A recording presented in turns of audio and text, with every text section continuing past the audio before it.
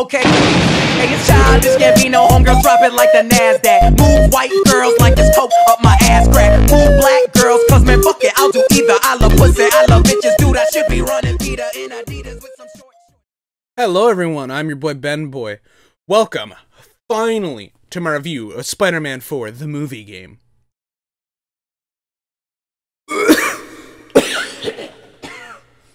I mean Marvel's Spider-Man PS4. Anyways, I could tell you right now that this game is phenomenal and that you should get it if you haven't already bought it and played it. But in a world of people saying that this is the best game ever, for no other reason other than the game is my favorite game, I'm gonna try to prove a point. Okay, what is the most important thing in a superhero game? You know, you could argue this or that or the other thing, but I think truthfully, what is the most important thing in a superhero game is villains and boss fights, right? What is a superhero game if you don't have a villain that is... What is a villain without them being convincing and dangerous and something that the player actually has to worry about? If it's not one of those three things, nobody cares. Take Advanced Warfare, for example. That was a game that I played. I actually kind of enjoyed the campaign of it. But Kevin Spacey in that game is not a villain that I feel threatened by. I really don't. Like,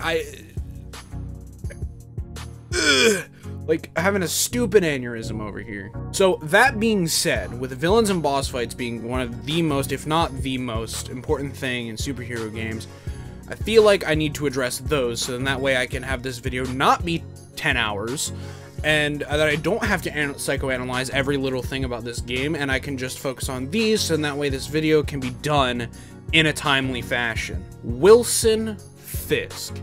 This man is the epitome of old world weight equals strength, okay? So, you know, Peter Parker, he's just chilling, he's asleep. His phone buzzes, right? This police scan. I'm guessing it's a police scanner app buzzes. And you hear the NYPD is finally making a move against the crime lord, Wilson Fisk.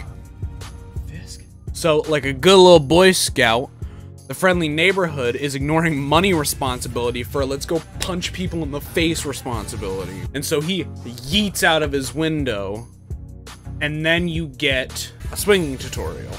Now, if you've played any Spider-Man game, in the last 5 years, you already know how to web swing.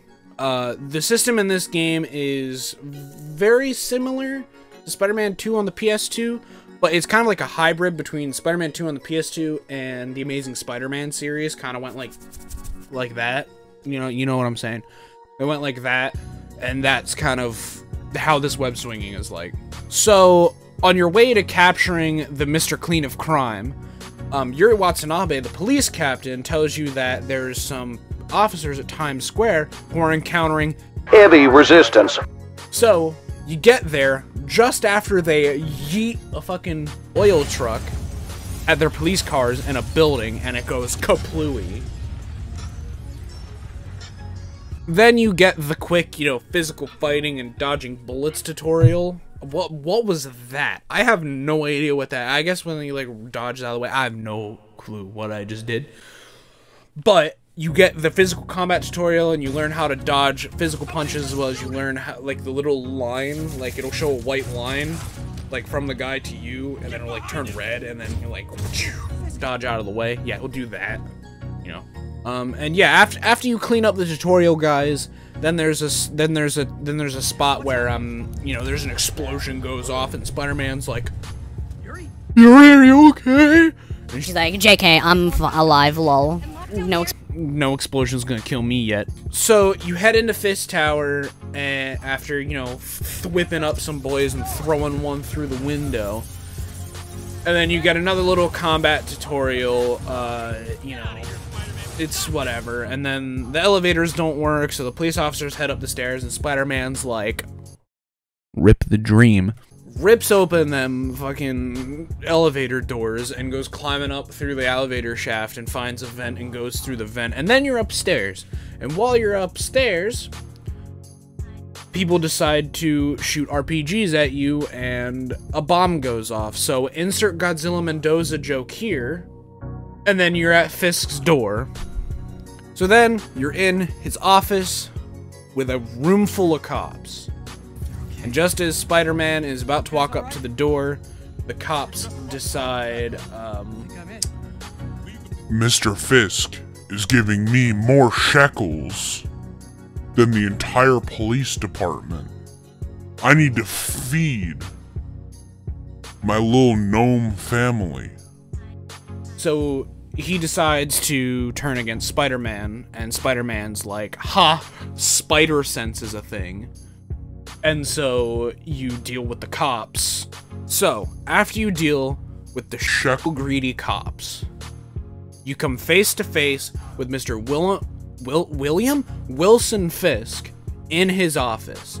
Now, as soon as you arrive, he decides, you know, I'm just gonna go hide. And so he walks behind his desk, a big bulletproof blast shield drops down, and turrets pop out of the pillars and try to kill you.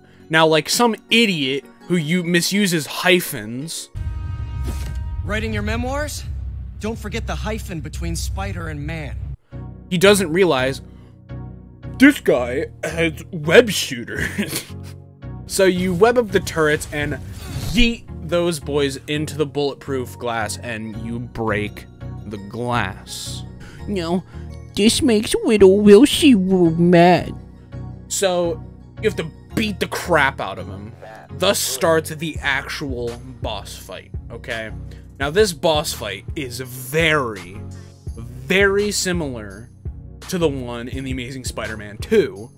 The Amazing Spider-Man 2 Fisk boss fight was actually good, right? Like the gameplay components of having to basically have a Rhino from Spider-Man 2000 boss fight where you have to wait for him to charge. He gets himself stuck in the wall. He gets himself stuck in the wall, and then you run up and beat the shit out of him, while all of his little maggot buddies are like, you know, that kind of concept of a boss fight is actually really good. And Insomniac Games realized this, that this format of boss fight is really good. But the thing that made the Amazing Spider-Man 2 boss fight awful was how small the room was. This room is about twice as big. Well, not the starting room, but the second phase of the boss fight. The room is bigger, which makes it a lot more of an interesting space to fight in. But on top of that, it had the repeating jokes. Like, they say the same jokes over and over and over again. Like, you will literally hear Spider-Man say the same joke like 5 times during that boss fight. And if you increase the difficulty of the game, that's the more times you have to hear those lines, because the more time you're just throwing punches at this man, and the more time that you have to hear these lines. So, just like the Amazing Spider-Man 2 fight, like I said, Fisk calls out some goons because the little baby can't fight on his own. Actually, come to think of it, Fisk does look like a grown-up version of the Boss Baby. Anyway, you beat the crap out of him whilst causing what I can assume is thousands of dollars in damages. Not to mention the other $3 million in damages caused by you and the police department, and him blowing up his own tower. But I digress. After all that struggle, and after ruining your suit, thanks Wilson, you have now defeated the Kingpin, Wilson Fisk. So, should we kiss now? Yeah, maybe later. Thus enters a section of the game in which you don't really encounter a specific villain again for a bit. There's no big bad. You start off busting Wilson Fisk, and then after that, there's just this gap of time where there's not really a dedicated villain. It's just kind of like mopping up the city, helping repair relay towers.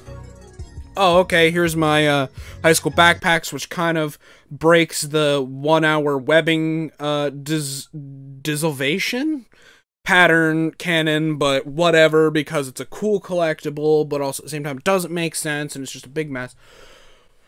I will admit they probably should have thought that out a little bit more. So eventually, further down the line, like after you beat Shocker, you find out that Martin Lee, the guy who runs the homeless shelter that Aunt May works at, is actually a supervillain named Mr. Negative, which is like... Okay, so you're telling me that a guy that runs a homeless shelter has quite literally a negative side to him that is a supervillain. Now, if you're familiar with the comics, or you're kind of like, you know, or you know a lot about Spider-Man, I'm not saying I know everything, but I did know this before I played this game, that the man named Martin Lee in the comics is Mr. Negative. And with the promotional trailer stuff, even though they don't show you Mr. Lee, like just normal Mr. Lee, you can tell, even through the negative effects, that it's him. He still has the same face structure, still has the same face, like you can tell. So after you figure out that he's Mr. Negative, he just yeets a bomb, or multiple bombs, on people, and he suicide bombs with a few people the entirety of City Hall, and it's a big terrorist event.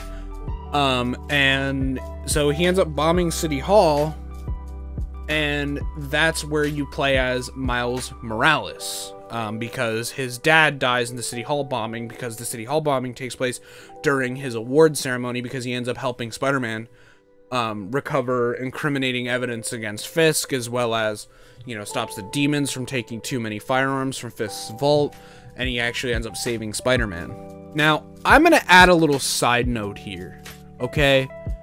The Mary Jane and Miles sneaking missions are cool. They are pretty cool, I will admit. They're like cool little things, but they're not needed.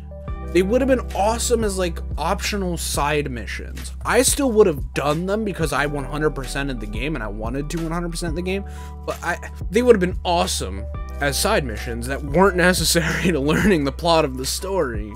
Like, I understand you want some variety in the gameplay, you want to, you know, break up, you know, like the gameplay elements here and there, but don't put us in the shoes of other characters in a Spider-Man game.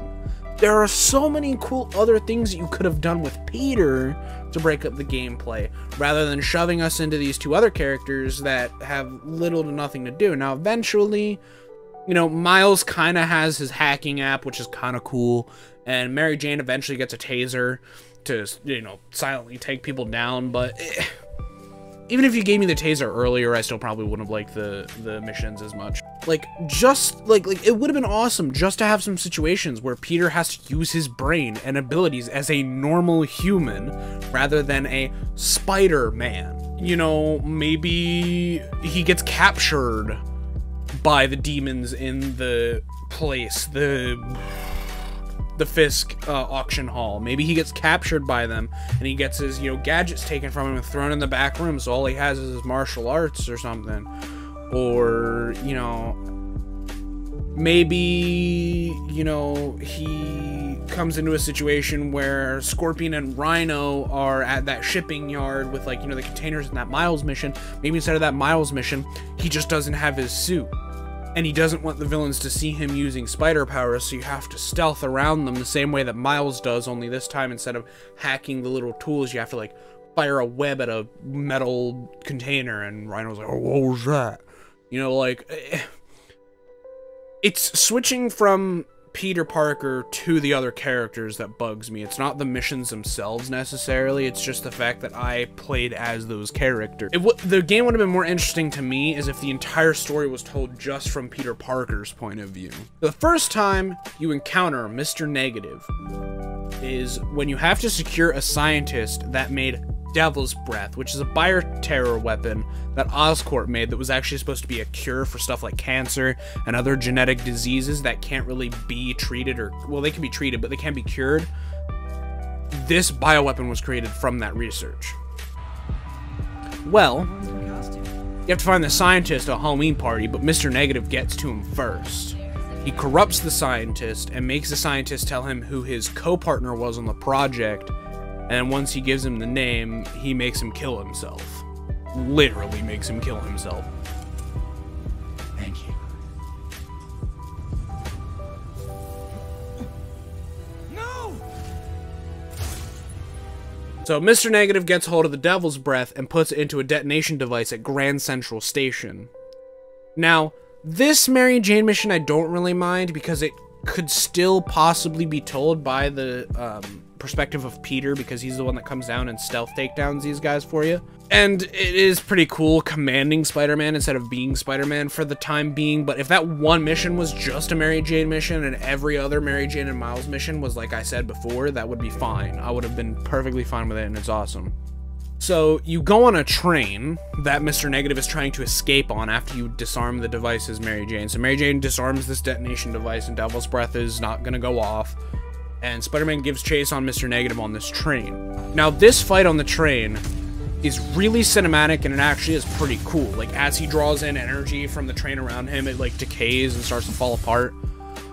But, that's a big but, I couldn't figure out, for the life of me, what his attacks were going to be. He does specific animations in which you are supposed to read the animation that he's doing so you can tell what attack he's doing. I still can't read them to this day. He does them, like, I understand, you know, you want to have, like, a visual cue and you want it to be a little bit more difficult because it's not like the Fisk takedown, it's not like Shocker, but you don't have to have him go, like, out of all of the animations that he does arm movements, right? But the arm movements are so subtle. He either does this or something like that. I still don't know what they are. After you finally defeat him, after you've misread all of his moves and you get hit 50 times, and maybe even die and have to restart it, you finally beat him, and then there's a little Tobey Maguire reference with, you know, flipping up the webs and holding the train back, but...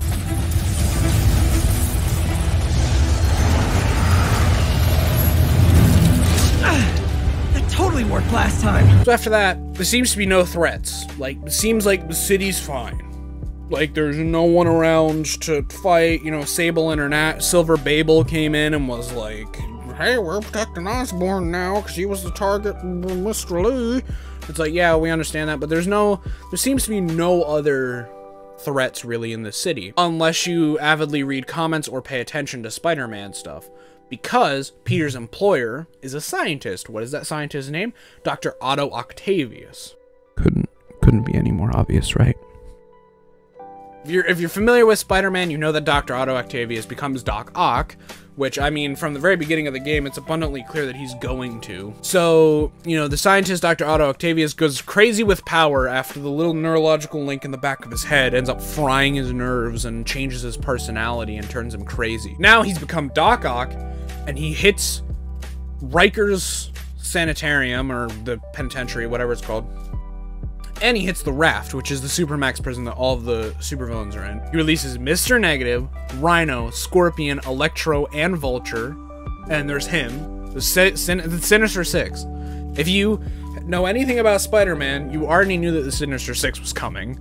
They teased pictures of him in the top left corner, your top left corner of the screen already throughout the entire game. So there's no real point in, you know, maybe Sinister Six gonna show up. Otto goes to Times Square and is like, this Devil's Breath thing is pretty good. Snap. And just releases Devil's Breath to the city, so everyone starts getting sick. And from that point forward, you have two boss fights. Both of those boss fights are doubled up. So it's two boss fights, you're facing 4 villains. The first one, you face Electro and Vulture at the same time. Now, this is why I think this game actually took the cake and was really good. It exemplifies that Spider-Man has grown and adapted as a hero.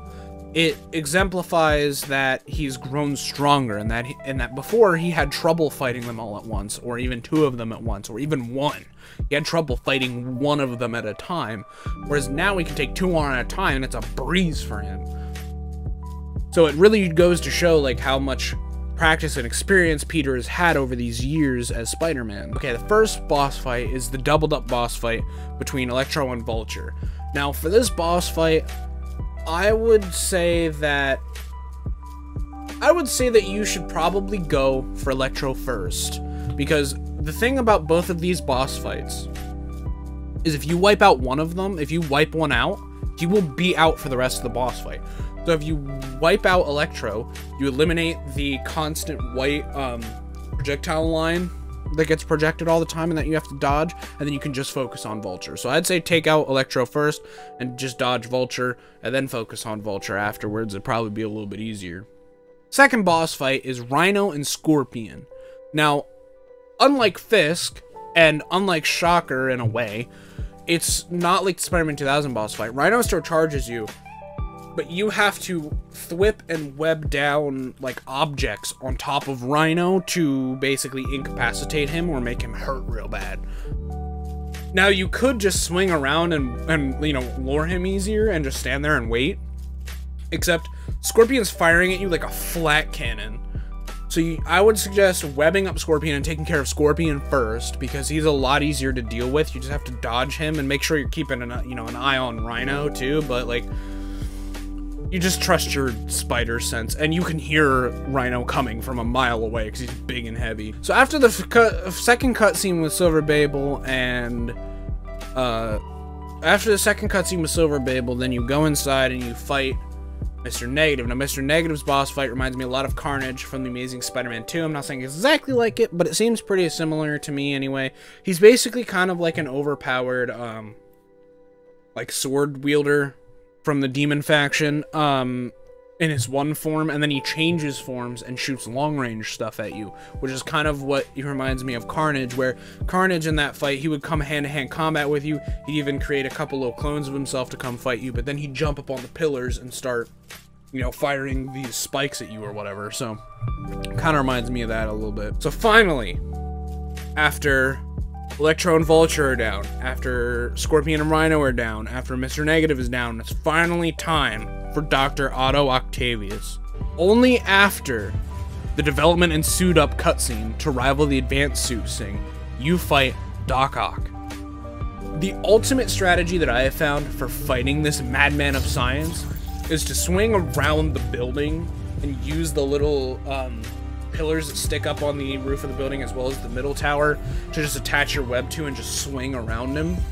Because if you stay up in the air and dodge his projectiles and swing around him a lot, you're going to be able to web up and throw back a lot of his stuff. And webbing the stuff that he throws at you and throwing it back is probably the best way to take him down. It only takes 2 objects to take him down before it gives you a prompt to hit triangle and web zip right to him and start punching the crap out of him. So after you beat him in the main fight, there's a cutscene where he smashes your web shooters, like I had aforementioned.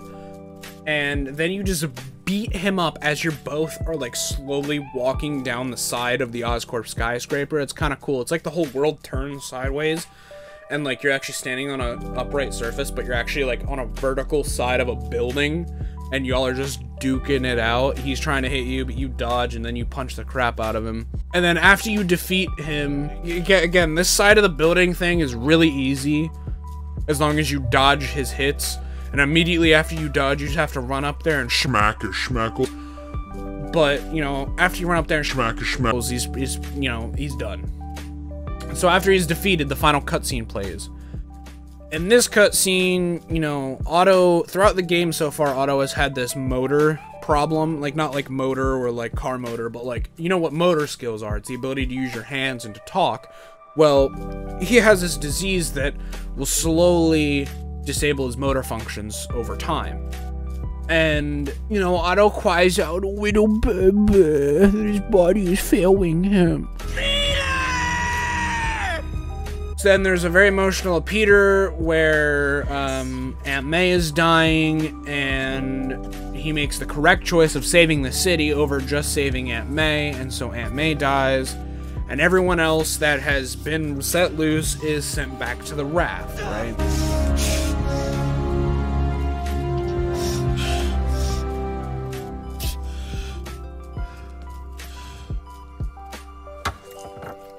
Thus ending Spider-Man PS4. Or is it the end? Well, I can tell you it's definitely not, considering that I also 100%ed all 3 of the DLCs after I 100%ed the main game. So I will quickly go over the DLCs and the suits that the DLCs added, because the thing about the DLC suits versus the main game suits is that the main game suits were planned to be there from the beginning, well, kind of. you know, even if we are unhappy with the main game suits, they can't really be changed. Like, they could probably figure out some way to redneck patch a different skin on it and edit the text, but like, ultimately, they're just in the game. We just have to kind of deal with it. Now, DLC suits, on the other hand, are a completely different story because that's new content that was completely Can you focus? Thank you. The DLC suits are suits that were completely added by complete DLC. So, you know, if it's completely downloadable content, you can change that. You can change downloadable content that is added into the game. Now, the first DLC was called The Heist, right? And I'm still sticking with the theme of rating the game by the boss fights. Here's the problem with The Heist. The Heist doesn't have a boss fight in it. And basically, I mean, to summarize the DLC entirely, it's basically like chasing Black Cat around the city for a while. There's really no point, because Black Cat isn't a villain. She's not a villain. She's an anti-hero, or like a mercenary type thing, where she's not on Spider-Man's side indefinitely, but she's not against him either. So there's like this conflict of interest where she likes him, but she's not entirely good either. But even after all that, even after, you know, the only real boss being the Hoverboars, and after Black Cat not really being a hero like in Spider-Man 2000, but not really being his enemy either, it does introduce Hammerhead. The DLC introduces the Mafia, I'm sorry, the Magia, which basically is kind of like a... Hammerhead's basically like trying to take over what Fisk, the gap that Fisk left behind. And if you know anything about Hammerhead, he's a dude with a big old adamantium plate buffed into his head. And he headbutts a lot of people. So the 3 suits that were added to the DLC. Now, I don't remember all of the official suit names that the game actually put for it. I think this one's called the Resilient suit, but it's basically the new Insomniac suit. Okay, so they added the Insomniac suit, the British Spider-Man suit, and the Kane's Scarlet Spider suit. All 3 of them look great, you know, because the game looks great. But in my opinion, now, I'm still rating these DLCs upon their boss fights, right? And I'm trying to keep opinions out of this review, and I will keep them out of the review when I'm talking about the gameplay integrity of the game. But this is cosmetic stuff, and none of the DLCs actually give more suit powers, so it's all just cosmetics, and cosmetics isn't a strictly opinionated thing. So for the suits, I'm going to say, oh, it's my favorite. But when I rate them worse, you know, which ones I don't like as much. But just because the suits can be bad or good, in my opinion, doesn't mean that my opinion is swayed on whether or not if boss fights are really good or not. So my personal favorite is the Kane Scarlet Spider. I like the red and black. I always liked Kane's suit. Kane's suit is really good. It seems to be almost like the predecessor to Miles' suit. It seems like the comic authors made Kane's suit, or I don't remember which one came first, either Kane or Miles, I don't remember, but whoever came first, the other was definitely heavily inspired by it. I almost feel like Kane's came first, and they looked at Kane's and they were like, we like this color scheme, but how do we make it more like a normal Spider-Man? And I think that's what they did with Miles. Now, the other 2 suits in the game are just meh or ugly. Like, the new Insomniac suit is just way too shiny. It looks like just another armored spider suit. Like, the shine on it is like, ooh, that's bright. And the Spider-Man UK suit, it just has too much blue. Like, literally from like here down, there's just nothing but blue until you get to the feet. Like, at least have like a side patch on the side of his thighs that are red and webbed, or like maybe make his calves red and webbed. Like, don't just make it straight blue for the rest of the suit. It's just too much blue. There's a certain balance of like, you're getting to the point where Spider-Man's primary color isn't red, it's blue. Like, I always saw Spider-Man as his primary color is red, his secondary color is blue, and his tertiary color is black, right? In his suit, not including his eyes, but you're getting to a point where it seems like the primary color is blue, the secondary is red, and the tertiary is white? Or a black and white? I don't know, it's kind of confusing. The next DLC that they added was the Turf Wars DLC. Let me tell you, by far, the hardest DLC that they've released so far. I remember seeing something online that they've released new, like they're saying like, hey, there's gonna be another pack, kind of like the City Never Sleeps 3 DLCs. There's gonna come out with another one, like War in Manhattan or something like that. So there is gonna be another DLC pack, but it stands to reason that so far, this is the hardest DLC that they have made. They combine the difficulty of buffing enemy. I'm still feeling the weeb vibes from last video. They suffer from combining the difficulty of buffing the enemy damage with making the enemies have more of them. So not only do they seem to do more damage to you, but there's also way more of them. And if you combine both of those, it makes for a very ugly and frustrating expansion experience. Not to mention that the final boss fight with Hammerhead is just Fisk Part 2, except you add some lasers. So ultimately, it's the final boss fight of Turf Wars is basically the Shocker boss fight, with a little combination of Fisk charging you. That's literally all it is, and honestly, out of the boss fights, this one seems the weakest. Like, I'm not saying weakest as in it wasn't difficult, I'm saying the weakest as in the weakest creatively. It was literally just Fisk Part 2 with lasers. That's all it really was. They added 3 suits in the game. They added 3 suits for every DLC. Now, the 3 suits they added were a bit better than the last 3. They added the classic comic Iron Spider suit, which looks a bit better than I thought, but still kind of looks out of place in the game. And they also added the Spider Armor Mark 1. I love the Spider Armor Mark 1 suit. I love it because not only do they stick to the original look of the 90s cartoon, but it also gives me some mysterious nostalgia from the Spider Armor power-up in Spider-Man 2000. Because this is basically the suit that he would wear in Spider-Man 2000 when you got the power-up. Then, there's the Spider manga suit. Suits like the manga suit and the classic comic suit are out of place as well. But, they're designed to be that way. They're designed to look out of place. They're supposed to be stylistic in their own right. But they do a damn good job of doing it. But the classic Iron Spider suit was meant to look like it fits in the game. It has updated graphics. It's not cel shaded. It's not like animated. It's not supposed to look strange and out of place. It's supposed to look like another suit that Peter could throw on like all the other suits before it that were made, except the vintage suit. But it just doesn't look right. I don't think it belonged in this update. I don't think this suit belonged in this game, and if it did, they would have had to tone down the colors a little bit, maybe fade them out a little bit, add some damage to the, goldy parts to it, make it not look like he just made it out of the factory, right? It needs to look realistic. It needs to have nicks and cuts in the, the gauntlets, and, the glowy bits of the repulsors and, stuff need to be a bit dimmer.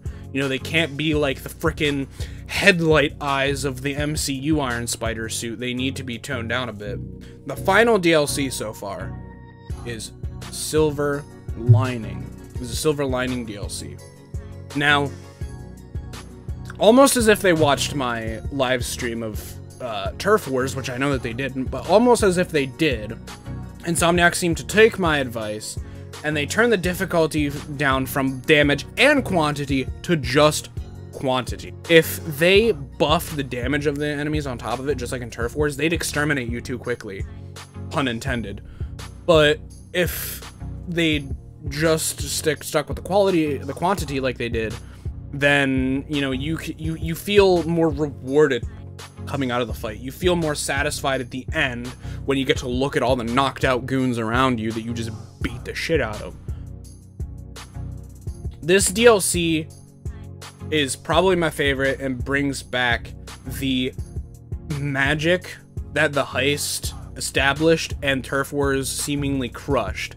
And the final boss fight actually got innovated really well, because Hammerhead is now less human and more technological, and he has armor now. And this armor, not only do you collaborate with Silver Babel to take him down this time, but he also has this armor which you have to web up and throw these bombs at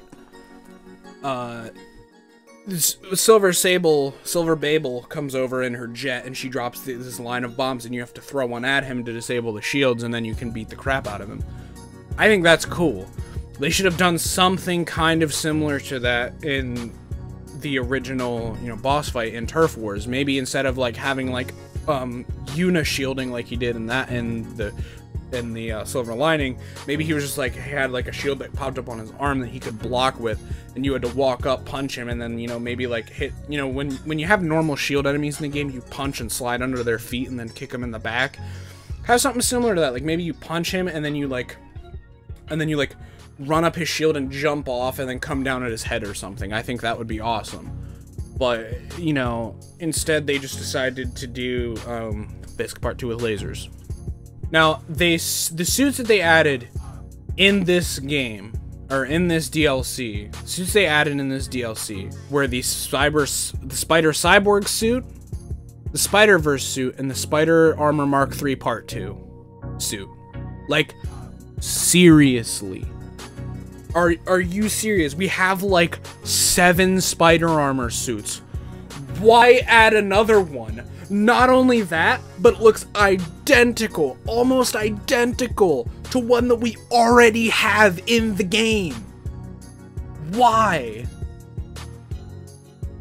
Why? We already have 7 spider armor suits.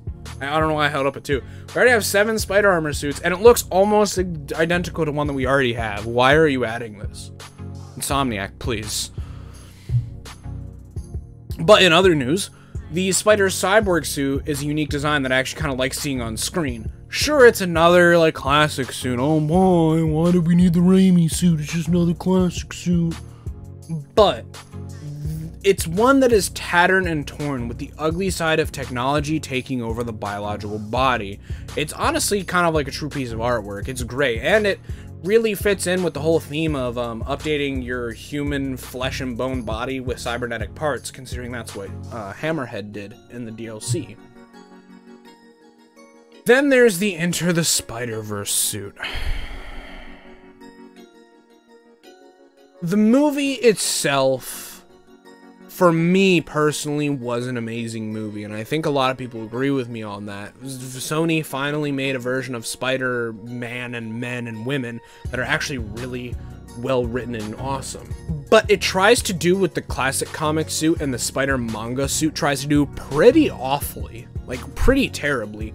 Other than the actual physical shaping of his body, it tries to mimic the unique art style of the movie, and it's not noticeable. It's barely there. You have to, like, I can barely see that it's stylized after the movie. And not to mention the lighting problems, the problems with certain lighting. If you take that suit into certain lighting, like if you take it into a shadow or dark area, it's red and blue, like it's supposed to be. Actually, kind of looks like the Spider-Man 2000 game one. Then you throw it in the middle of intense light. That suit is no longer red and blue. It's purple and orange. Okay, that suit is purple and orange. I will believe that till the day I die. That is a purple and orange suit. Okay?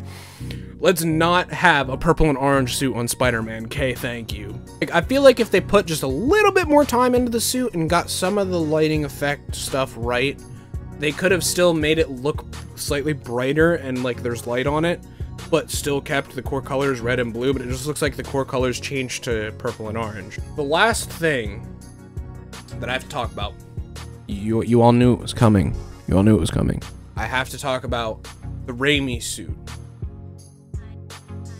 Now, it's called the webbed suit in the game.